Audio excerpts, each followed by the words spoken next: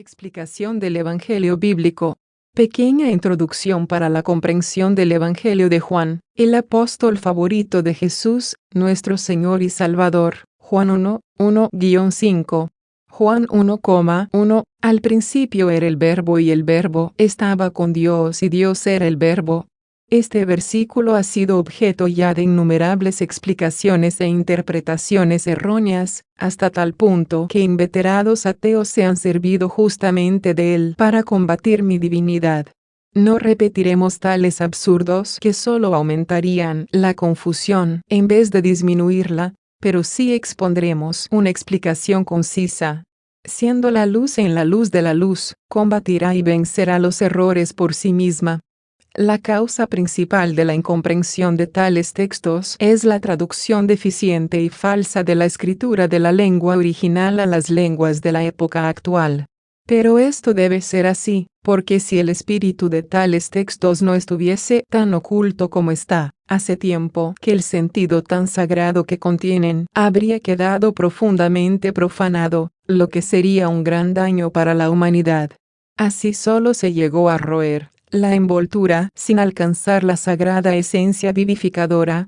Sin embargo, ahora ha llegado el momento de revelar el verdadero sentido interno de estos versículos, que es sumamente sagrado, a todos aquellos que merezcan esta gracia, pero, ay del profanador, porque sufrirá las consecuencias de cualquier interpretación malintencionada. Después de esta advertencia necesaria, ahora os explico. Ante todo quiero señalar que aquí solo será dilucidado el sentido psicoespiritual y no el más interno, puramente celestial. Este es sumamente santo y solo puede ser transmitido sin perjuicio a aquellos que lo buscan por medio de una conducta acorde con las palabras del Evangelio. El sentido puramente psicoespiritual es fácil de encontrar.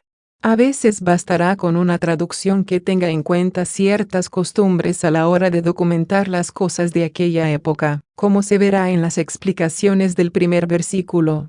La expresión al principio es muy incorrecta y encubre el verdadero sentido, porque con ella se puede poner en duda la existencia eterna de Dios, lo que ya hicieron algunos sabios, de cuyas escuelas salieron los ateos de esta época.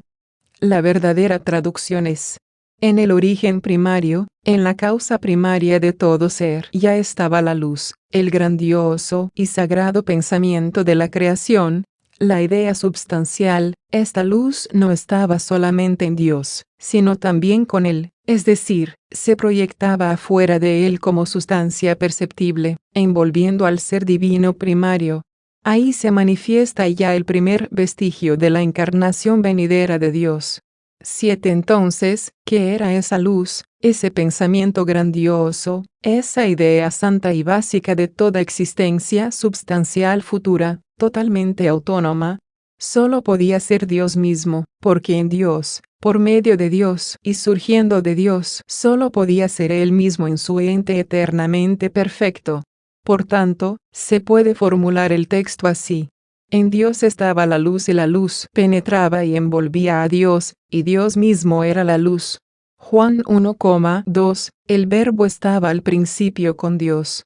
Después de haber aclarado suficientemente el primer versículo, de modo que cada uno con algo de luz propia lo puede entender, el segundo versículo se expresa por sí mismo, confirmado, que la luz o el Verbo arriba explicado, o sea, el inmenso pensamiento creador, era eterno como Dios mismo, sin implicar ningún proceso de origen en sí.